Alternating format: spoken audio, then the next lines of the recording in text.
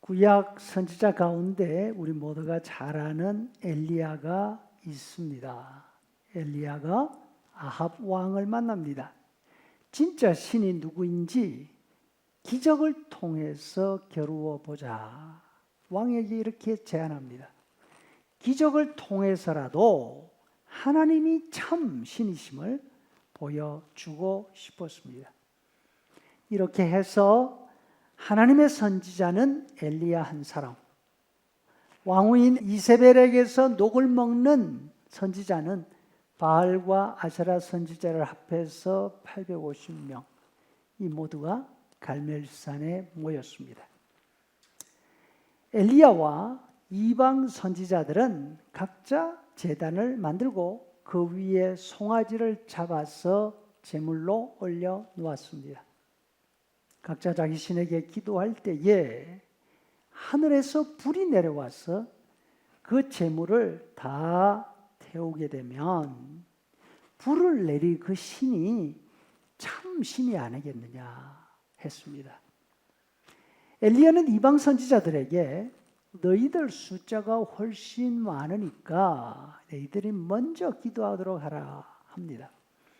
이방 선지자들이 아침 일찍부터 기도를 시작했습니다. 오후가 되고 저녁 밥 지을 때가 다 되었지만 하늘에서 불은 내려오지 않습니다. 다음으로 엘리야가 기도합니다. 엘리야가 기도하자 하나님이 그 기도를 즉시 응답해 주십니다. 하늘에서 불이 내려왔습니다. 제물로 올려놓은 송아지뿐 아니라 주변에 있는 모든 것을 흙까지 다 태워버렸습니다. 주변에 있던 사람들이 깜짝 놀라서 땅에 엎드립니다.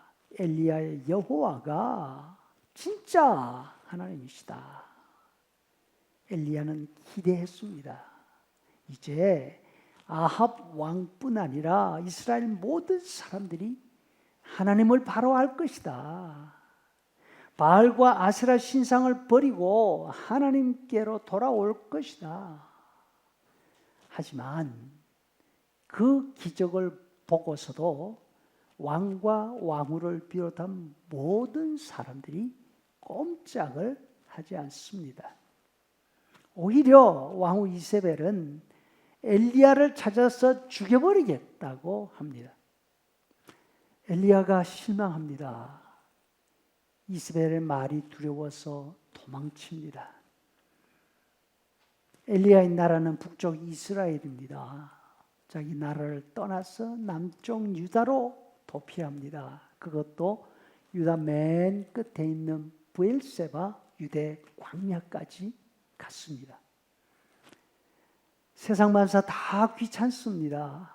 그 놀라운 기적을 보고서도 조금도 변하지 않는 세상이 원망스러웠습니다. 하나님께도 서운한 감정을 그대로 드러냅니다. 지친 엘리야가 사막 가시떨기 나무 그늘에 눕더니만 잠이 들고 말았습니다. 잠들어 있는 엘리야에게 하나님의 천사가 찾아와서 말합니다. 일어나라, 먹으라. 엘리야가 눈을 떠서 보니까 자신의 머리맡에 숯불이 있는데 그 위에 빵이 한 조각 있고 물주머니가 옆에 있었습니다. 엘리야가 그것을 먹고 마신 다음에 다시 눕습니다.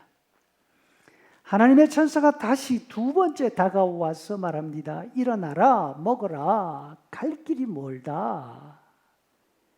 엘리야가 일어나서 먹고 물을 마십니다.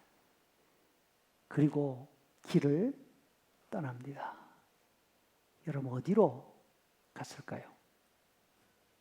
40일을 밤낮으로 걸어서 하나님의 산 호렙으로 갑니다. 유대 광야에서 호렙산까지 가까운 거리는 아닙니다.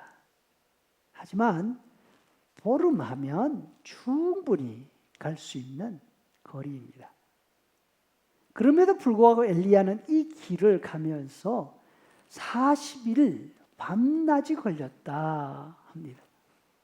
엘리야의 상태가 얼마나 지쳐 있었는지 우리가 알 수 있지요. 호렙산에 간 엘리야는 하나님을 만납니다. 하나님의 위로를 받습니다. 그리고 다시 이스라엘 사역의 현장으로 돌아옵니다. 믿음 생활 가운데 많이 지치고 힘들 때 우리가 할 수 있는 일은 무엇일까요? 무슨 일을 통해서 새로운 힘과 새로운 의욕을 얻을 수 있을까요? 기적이 아닙니다. 풍성한 음식도 아닙니다.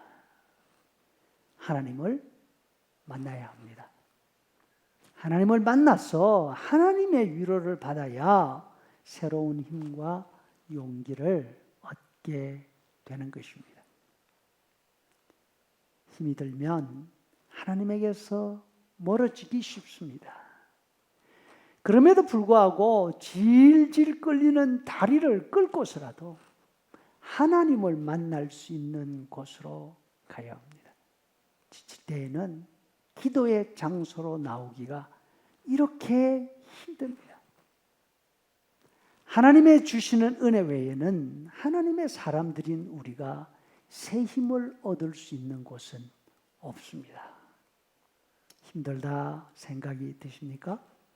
바로 하나님을 만날 수 있는 곳으로 가야 합니다.